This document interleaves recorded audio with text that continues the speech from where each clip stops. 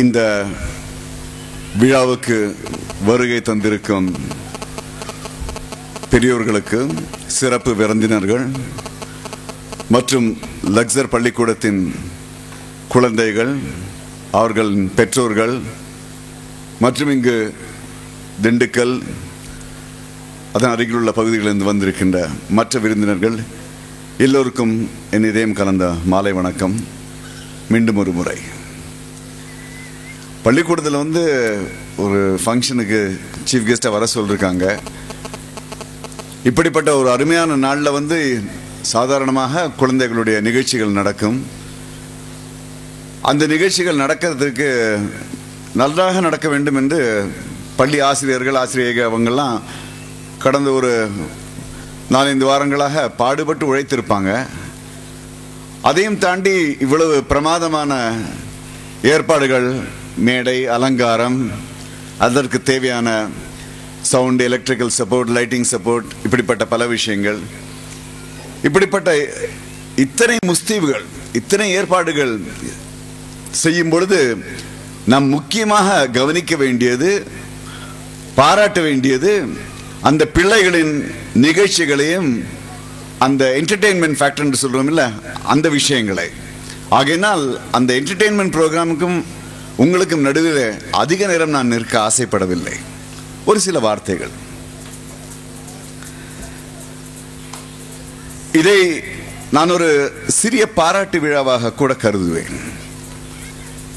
ஏனென்றால் இப்படிப்பட்ட நிகழ்வுகள், நிகழ்ச்சிகள் நடக்கும் பொழுது நாம் இப்படிப்பட்ட சிறப்பான ஒரு பள்ளிக்கூடம், ஒரு அமைப்பு நம்முடைய திண்டுக்கல்லிலே செம்மையாக வளர்வதற்கு காரணமாக இருந்தவர்களை நாம் நிச்சயமாக பாராட்ட வேண்டும் என்று நினைக்கிறேன். மாலை சுமார் 5 மணிக்கு இந்த பகுதிக்கு வரும்பொழுது, நான் பள்ளிக்கூடத்துக்கு போறேன்னா பிக்னிக்கு போறேன்னா எனக்கு புரியல. அவ்வளவு அழகான ரம்மியமான ஒரு சூழ்நிலை, மலைகளுக்கு நடுவே ஒரு அழகான வேலி போன்ற ஒரு இடத்திலே மிக விஸ்தாரமான இந்த மைதானம், ஒரு நிறைய பெரிய இடம், அங்கே அழகாக வடிவமைக்கப்பட்ட ஒரு பள்ளிக்கூடம் பார்ப்பதற்கே மனதிற்கு இதமாக இருந்தது. அதான் வந்த உடனே நம்ம மேனேஜ்மெண்ட், நிர்வாகத்தில் அவங்ககிட்ட கேட்டேன், இப்படிப்பட்ட ஒரு பள்ளிக்கூடத்தை ஆரம்பிக்கிறதுக்கு உங்களுக்கு என்ன மோட்டிவேஷன், ஏன் உங்களுக்கு தோணுச்சு அப்படின்னு கேட்டேன். ரொம்ப அழகாக பதில் சொன்னார்கள். நம்ம வாழ்க்கையில் தொழில் செஞ்சிட்ருக்கோம், பிஸ்னஸ் எல்லாம் செஞ்சிட்ருக்கோம், எல்லாம் நல்லா வந்துருச்சு, நமக்கு வாழ்க்கையில் தேவையானதெல்லாம் கிடைச்சிருச்சு. சரி, இவ்வளோலாம் நமக்கு கிடைக்கும் பொழுது, ஆண்டவர் நமக்கு கொடுக்கும் பொழுது, சமுதாயத்திற்கும் அதுவும் நம்மை சுற்றி இருக்கிற இந்த திண்டுக்கல் பகுதியை சேர்ந்த மக்களுக்கும் நம்மால் சிறப்பாக செய்யக்கூடியது என்னதுன்னு யோசிச்சு பார்த்தோம். ஈடுகட்ட முடியாத அளவுக்கு சிறப்பாக உள்ள ஒரு பள்ளிக்கூடத்தை நிறுவ வேண்டும் என்று எங்களுக்கு தெளிவு வந்தது. அதான் இதில் இறங்கிட்டோம்னு சொன்னாங்க. அவங்களுக்காக ஒரு தடவை பலத்த ஒரு கரகோஷம் நாம் கொடுக்க வேண்டும். மிக மிக பாராட்டுகிறேன், மிகவும் பாராட்டுகிறேன். அது மட்டுமல்ல, அதில் நீங்கள் ஒரு தரத்தை நிர்ணயிச்சிருக்கீங்க. அதை நான் ரொம்ப மனதார நான் அதை பாராட்ட வேண்டும். நீங்கள் ஒரு பள்ளிக்கூடத்தை இங்கே நிறுவி அதற்கு கல்வியின் எப்படிப்பட்ட ஒரு அடிப்படை அல்லது தகுதி இருக்க வேண்டும் என்று கணிக்கும் பொழுது நீங்கள் கேம்பிரிட்ஜ் சிஸ்டம் அப்படின்னு அதை சூஸ் பண்ணியிருக்கீங்க. அது மிக உன்னதமான ஒரு தீர்மானம் என்று நான் நினைக்கிறேன்.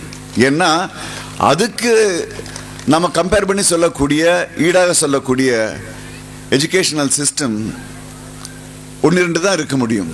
இந்தியாவிலே இன்று மிகவும் மதிக்கப்படும் ஒரு எஜுகேஷனல் சிஸ்டம், ஒரு கல்வி திட்டம் கேம்பிரிட்ஜ் சிஸ்டம். இது ஏன் எனக்கு தெரியும் என்றால், மிக அருமையான ஒரு சில கேம்பிரிட்ஜ் பள்ளிக்கூடங்களோடு நான் இணைந்து வேலை செய்திருக்கிறேன்.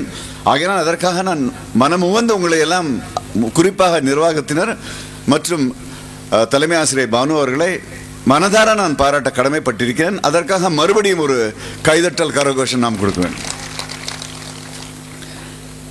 அதுக்கு அடுத்து நம்ம நினைவச்சு வேண்டியது முக்கியமான ஒரு விஷயம்.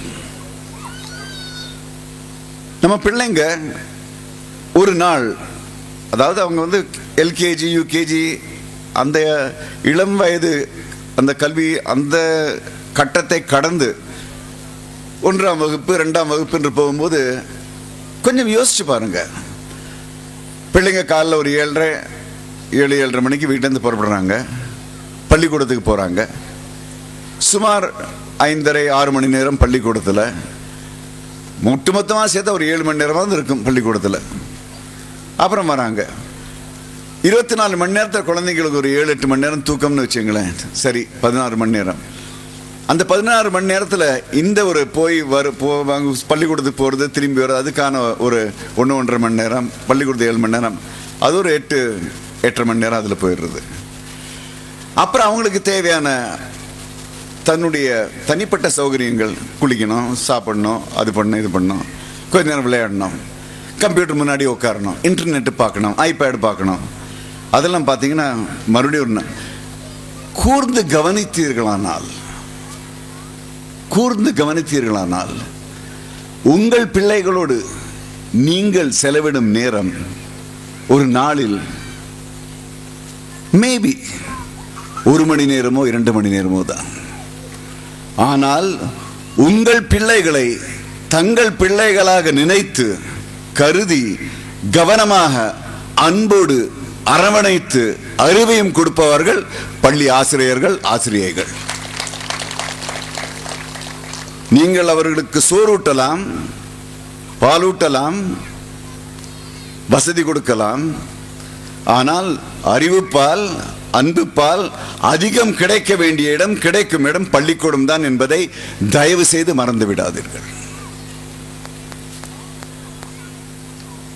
The teachers play a very, very important role in the life of a child. கடந்த மாதம்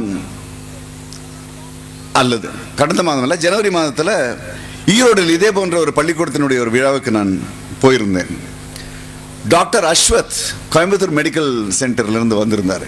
He is one of the very famous child specialists, pediatricians, pediatric surgeon.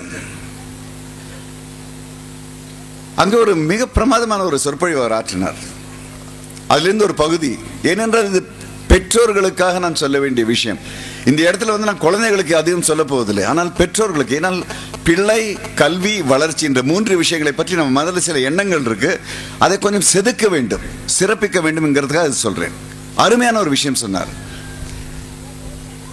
முதல் விஷயம் அவர் சொன்னது அஃப்கோர்ஸ் அவர் சொன்னார், பல நூற்றுக்கணக்கான, சுமார் ஒரு சில ஆயிரக்கணக்கான பிரசவங்களை எல்லாம் நான் பார்த்துட்டேன். குழந்தைகள் பிறப்பதை, அவங்க அந்த பிரெக்னண்டான அந்த ஸ்டேஜிலிருந்து எப்படி டெவலப் ஆகுதுங்கெல்லாம் நான் பார்த்துட்டேன். இப்பவும் முதல் முறையாக அது என்ன சொல்லுவாங்க, அந்த செக் பண்ணுவாங்கல்ல, கர்ப்பம் தரிக்கப்பட்டிருக்கிறதா என்று. அதை பார்க்கும்பொழுது முதல் முறையாக அந்த சிசுவின் அதனுடைய இதய துடிப்பு கேட்க ஆரம்பிக்கும் பொழுது நான் பிரமித்து போய் நிற்பேன். ஆஹா, கடவுளின் இந்த படைப்பில் இப்படிப்பட்ட புரியாத ஒரு புதிர், ஆனால் மனித வாழ்க்கையின் உருவாக்கம் எப்படி உருவாகிறது என்று திகைத்து போய், பிரமித்து போய், பாராட்டி போய் நான் நிற்பேன் அப்படின்னு அஸ்வத் சொன்னார். அதாவது ஒரு பிள்ளை பிறப்பது என்பது அவ்வளவு ஒரு மகத்துவமான ஒரு விஷயம். பிறப்பது அவ்வளவு மகத்துவமான விஷயம்னா அதை வளர்ப்பது அதை விட சிறப்பான ஒரு விஷயம். அதுக்கு அவர் சொல்றாரு, remember one thing, the first 1000 days of a child in this world is very, very important, including 6 months in the mother's womb. புரிஞ்சுங்க, ஒரு சிறு பிள்ளையின், குழந்தையின் முதல் 1000 நாட்கள் மிக மிக முக்கியமான நாட்கள் அதனுடைய வாழ்க்கையிலே. அந்த 1000 நாட்களில் அது தன்னுடைய தாயின் கர்ப்பத்தில் இருக்கும் 6 மாதங்களையும் சேர்த்து தான் அவர் சொல்லுகிறார். about 180 days. அவர் சொல்லுகிறார், அந்த நேரத்தில், அந்த 1000 நாட்களிலே அந்த குழந்தை வெளியுலகத்தின் பலவிதமான அர்த்தங்களை அதிகப்படியாக உள்வாங்கிக் கொள்ளுகிறது. அப்ப நம்ம 1000 நாட்கள் என்று சொல்லும் பொழுது இந்த 6 மாதத்தை நம்ம எடுத்துட்டோம்னா சுமார் ஒரு 3 வயது வரை அவர் சொல்றது. அந்த 3 வயதுக்குள்ளாக அந்த சிறிய பிள்ளை வாழ்க்கையின் பல அர்த்தங்களை உள்வாங்கிக் கொள்ளுகிறது. இதை அவர் மேல இருந்து வாரியா சொல்ல, ஏன்னா எனக்கு as a psychology student organisation behaviour என்க அந்த கோணத்திலிருந்து பார்க்கும்போது, ஹியூமன் பிஹேவியர் கோணத்திலிருந்து பார்க்கும்போது, இது ஆராய்ச்சி செய்யப்பட்ட ஒரு உண்மை. வாழ்க்கையின் மதிப்பீடுகளை, வாழ்க்கையில் மனித நேயத்தை பற்றி, மற்றவர்களுடைய உறவுமுறை பற்றி, மனிதர்களை பற்றிய எடைபடுவது பற்றி, இதை பற்றிய அபிப்பிராயங்கள், கணிப்புகள், புரிதல் இது எல்லாமே 4 வயதுக்குள்ளிருந்து 5 வயதுக்குள்ளாக 70% மனதிலே பதிவாகிறது. Can you imagine? 70% மனதிலே பதிவாகிறது. எவ்வளவு பெரிய சவால் யோசிச்சு பாருங்க. 70% அங்க பதிவாகுதுன்னா அப்புறம் நீங்க 60 வயது வாழ்ந்தானே, 65 வாழ்ந்தானே, 55 வாழ்ந்தானே, மற்ற உங்களுடைய காலகட்டத்திலே, வாழ்க்கை கட்டத்திலே ஒரு 30% சேஞ்ச் அதுக்கான வாய்ப்பு தான் இருக்குது. ஒரு சில காரணங்களை தவிர்த்து மிக மோசமான, மிக வித்தியாசமான, மிக சிறப்பான நிகழ்வுகள் ஏற்பட்டால் அது மாறலாமே தவிர, இளம் பிள்ளையுடைய மனதிலே அப்படிப்பட்ட சிறிய பிராயத்திலே வாழ்க்கையின் அர்த்தங்களை புரிந்து கொள்ளும் தாக்கம் ஏற்படுகிறது. அஸ்வத் சொன்னது மட்டுமில்லை, இது ஆராய்ச்சியின் அடிப்படையில் இது உண்மை. அப்ப நாம யோசிக்கணும், குழந்தை, பிள்ளை, இதற்கு நாம் கொடுக்கும் அர்த்தம் என்ன? பள்ளிக்கூடம் என்ற இடத்தில் இருந்து, அப்படிப்பட்ட ஒரு அருமையான சூழ்நிலை இருந்து நாம் எதிர்பார்ப்பது என்ன?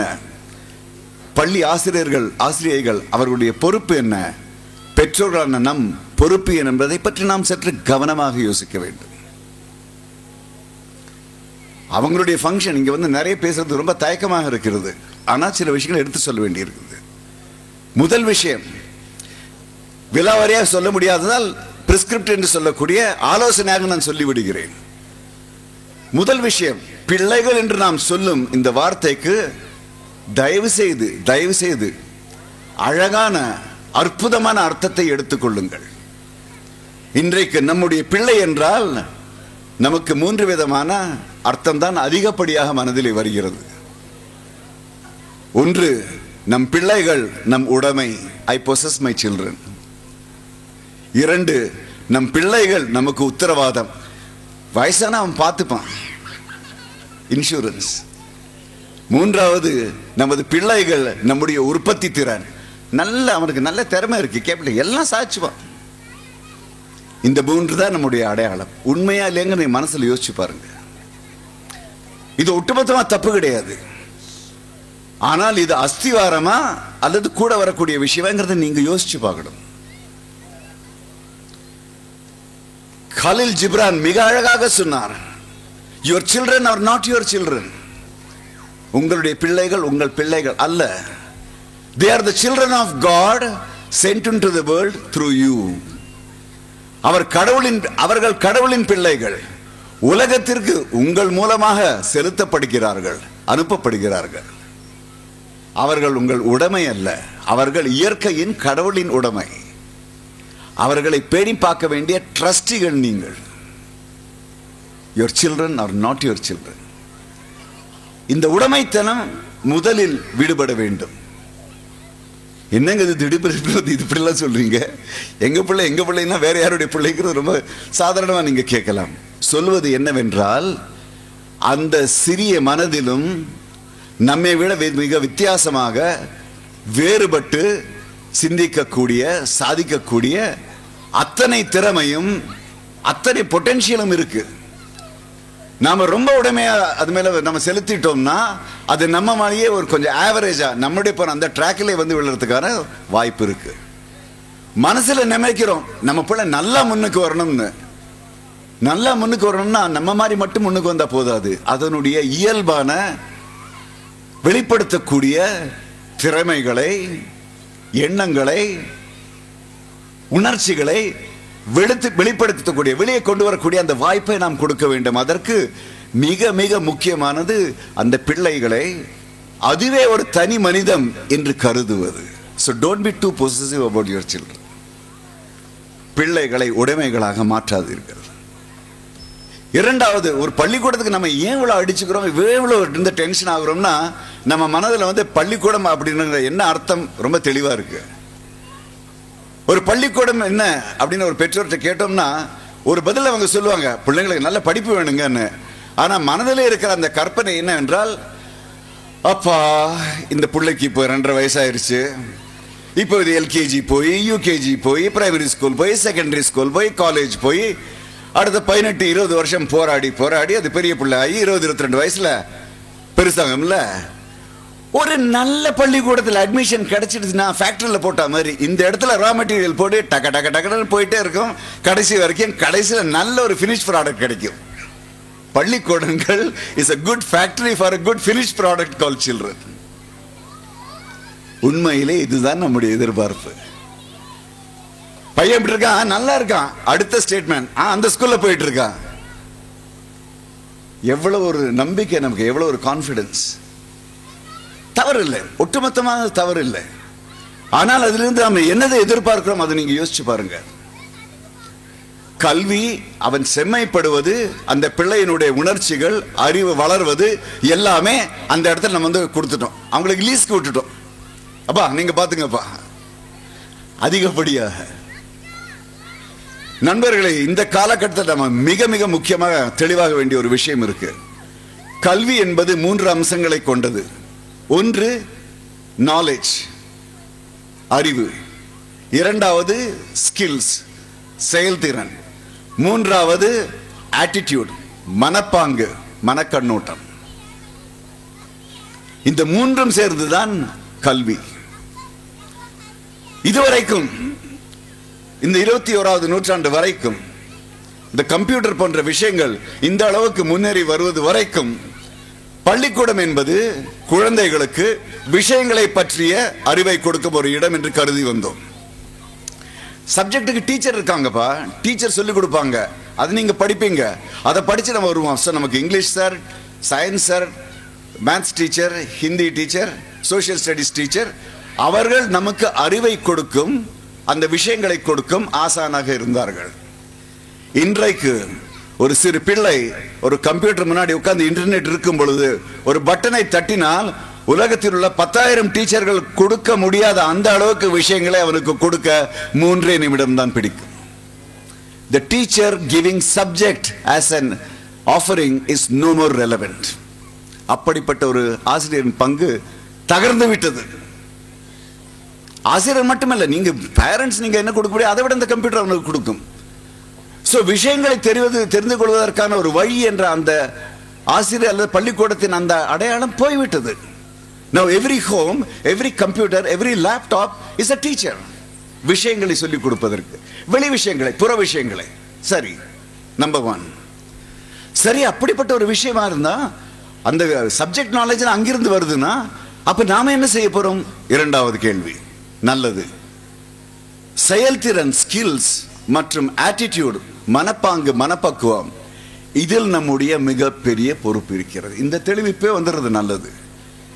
ஆகையினால் நாம் கவனிக்க வேண்டியது, கூர்ந்து நோக்க வேண்டியது, அவர்களுக்கு ஆதரவு கொடுக்க வேண்டியது, அவர்களுக்கு வழிகாட்ட வேண்டியது எல்லாம் இந்த 2 விஷயங்களில். செயல்திறன் 1, மனப்பாங்கு, மனமுதிர்ச்சி 2. We are expected as parents and teachers to really mold their mind. இந்த மனமுதிர்ச்சியை கொண்டு வர வேண்டியது, அதற்காக பங்களிக்க வேண்டியது நம்முடைய பொறுப்பு. இரண்டாவது செயல்திறன். ஏனென்றால் இந்த அறிவு மட்டும் இருந்தா போறாது, ஏட்டு சுரைக்கான ஆயிரும்ல. மட்டும் ஒரே ஒரு விஷயம் சொல்லிட்டு இருப்பான், ஆமா இந்த கிழிக்கிற சீரியலை பார்க்கறதுக்கு இவங்களுக்கு ஆர்வம், நான் மட்டும் புத்தகத்தை படிக்கணும், ரொம்ப நல்லா இருக்கு.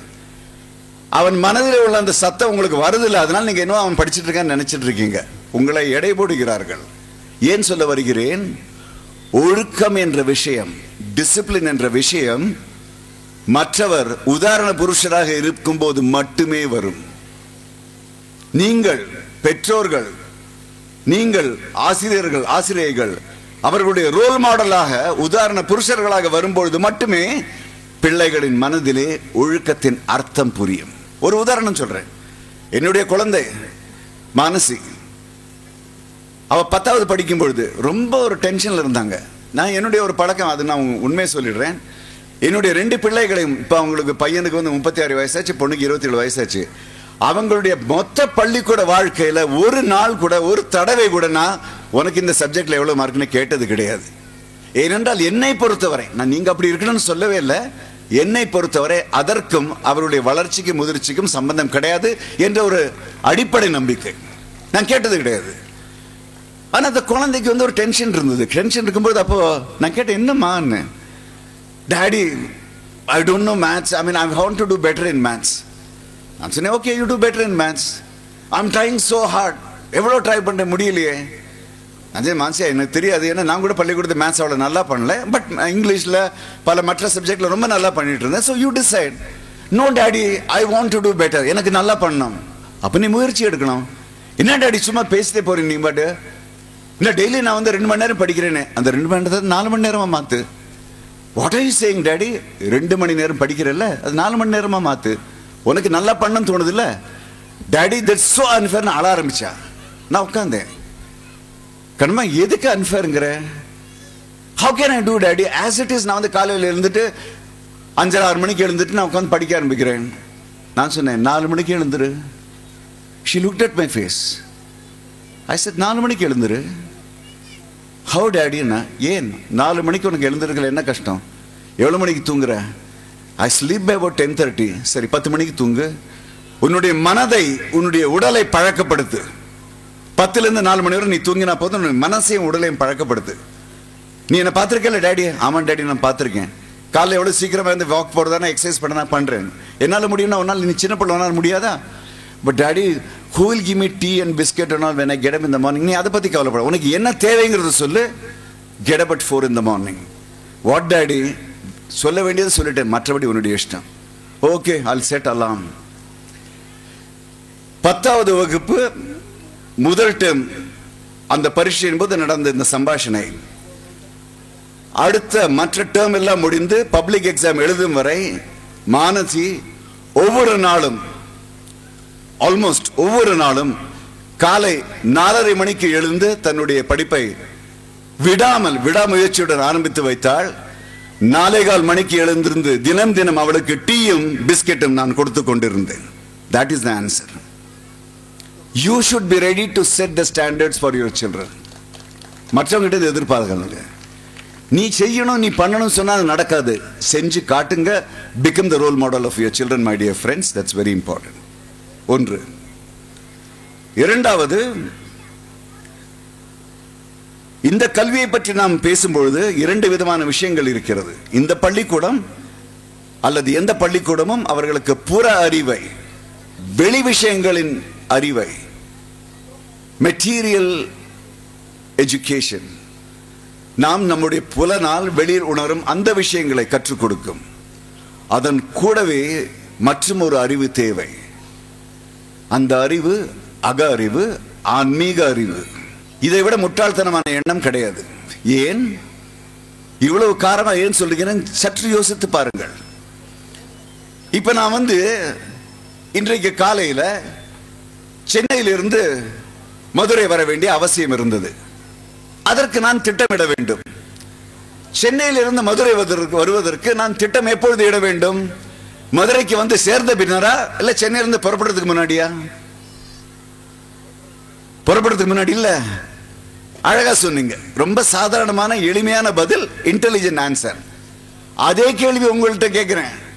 உங்களுடைய குழந்தை, உங்களுடைய பிள்ளை தன்னுடைய வாழ்க்கை பயணத்தை துவங்கும் பொழுது வாழ்க்கையை பற்றிய தெளிவு, ஆன்மீகத்தை பற்றிய தெளிவு அவனுடைய வாழ்க்கையின் ஆரம்பத்தில் வர வேண்டுமா, இல்ல ஒண்ணுக்கு பிரயோஜனமாக 50 வயசு 60க்கு மேல அப்ப வர வேணுமா? யோசிச்சு பாருங்க. புற அறிவு மட்டும் போதாது நண்பர்களே, அக அறிவின் அந்த அடித்தளம் தேவை. நான் யார், மனிதம் என்பது என்ன என்பதை மிக அழகான விதத்திலே மிக சிறப்பாக செதுக்கி மனிதர்களுக்கு, இளம் பிள்ளைகளுக்கு கற்றுத்தர வேண்டும். ஏன் கற்றுத்தர வேண்டும் என்பதை மட்டும் நான் சொல்லி முடித்துக் கொள்கிறேன். உங்களுடைய வாழ்க்கையை பாருங்கள், உன்னித்து பாருங்கள். எல்லோரிடமும் இருக்கும் அந்த வியாதியை பாருங்கள். சமூகத்தில் பரவி இருக்கும் அந்த நோயை பாருங்கள். அவசரம், அதிகம், ஆணவம், 3 வியாதிகள் பரவி கிடக்கிறது. அந்த அளவுக்கு ஒரு பொறுமையின்மை நமக்கு வந்துருச்சு. எதை பார்த்தாலும் லெப்டால ஓவர்டேக் பண்ண, சிக்னல் உடைச்சுக்கிட்டு போ, செவரை பார்த்து அங்கே நின்னுடு, அவசரம் வந்துருச்சுன்னு.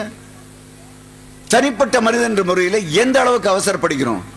சிக்னல் இருக்குது, முன்னாடி வண்டி இருக்குது, பேம் பேம் பண்ண அடிச்சுக்கிட்டே இருக்கோம். ஆனா குழந்தை ஒரு சாதாரணமான கேட்டா எரிஞ்சு விழுறோம்.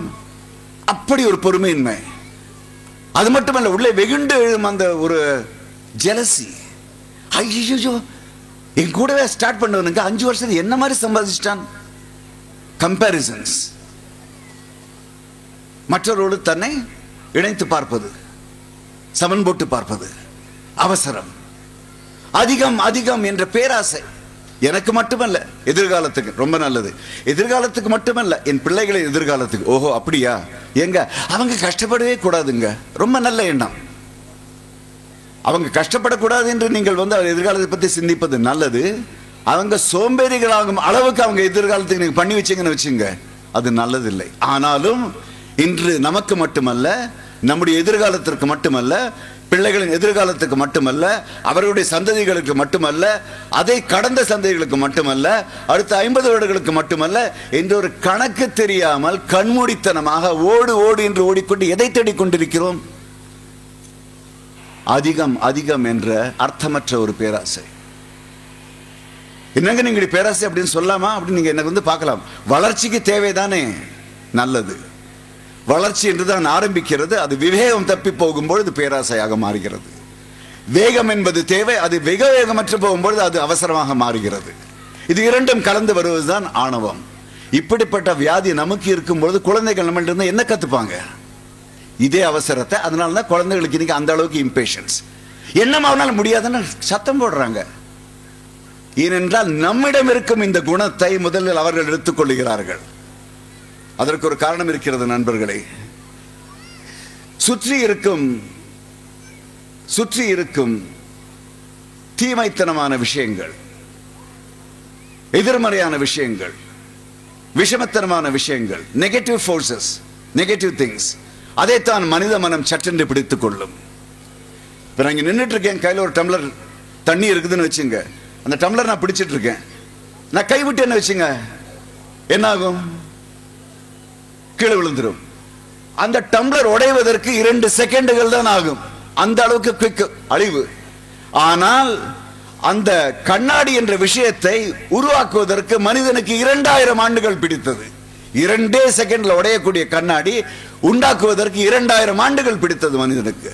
அழிவு சக்தியை எடுத்துக்கொள்வார்கள். நண்பர்களே, இந்த அவசரம், அதிகம், ஆணவம், இந்த வியாதியை நம்மிடமிருந்து அகற்ற வேண்டும். நம்மிடமிருந்து அகற்றி நாம் உதாரண புருஷர்களாக மாற வேண்டும். அடுத்து எடுத்து பிள்ளைகளுக்கு நாம் அன்பு, அக்கறை, தன்னறிவு என்ற புதிய மந்திரத்தை, புதிய பாடங்களை கற்றுக் கொடுக்க வேண்டும். Learn to teach your children love and affection. Harmony மிக அருமையான ஒரு தலைப்பு. ஒருங்கிணைந்து செயல்படுவது, இணைந்து செயல்படுவது, ஒன்றோடு கூடி செயல்படுவது. தளபதி படத்தில் அருமையான ஒரு பாடல் சொல்லியிருப்பாங்க. தேரெடுக்கும் நாளும் தெப்பம் விடும் நாளும் மச்சான் அது இங்கே ஏன் கூறு, ராக்கமா கையெழுத்திட்டு. அந்த பாட்டு எளிமையான ஒரு பாட்டு, அழகான பதில். அதுக்கு பதில், தேரெடுக்கும் நாளும் தெப்பம் விடும் நாளும் மச்சான் அது இங்கே ஏன் கூறு. அதுக்கு பதில் சொல்றாங்க, ஊரு ஜனம் யாவும் ஒன்றுக்கொன்று சேர்ந்து வம்பும் தும்பும் இல்லை நீ பாரு. Make life into a celebration.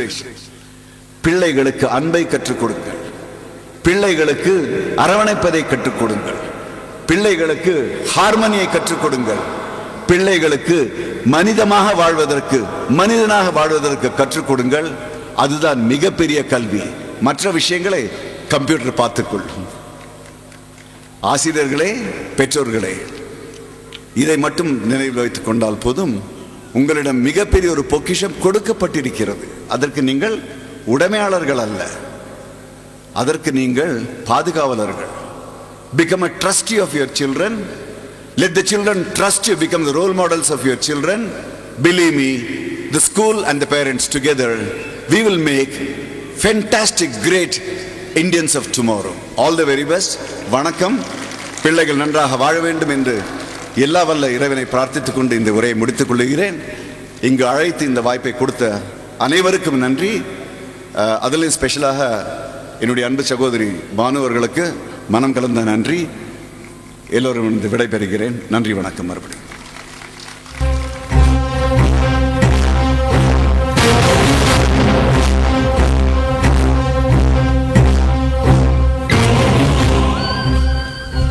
This is really a great share, sir. This little speech about